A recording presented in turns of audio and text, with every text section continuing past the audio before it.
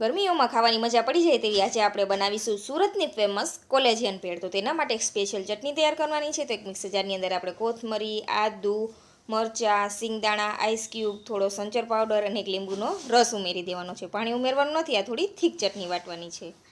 તો ખૂબ જ સરસ આપણી ગ્રીન ચટણી તૈયાર છે.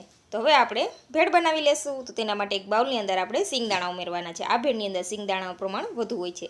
તો થોડી ડુંગળી, મસાલા સિંગદાણા અને સેવ મમરા ઉમેરી દેવાના છે. અને જે આપણે ચટણી તૈયાર કરેલી તેને ઉમેરી દઈશું.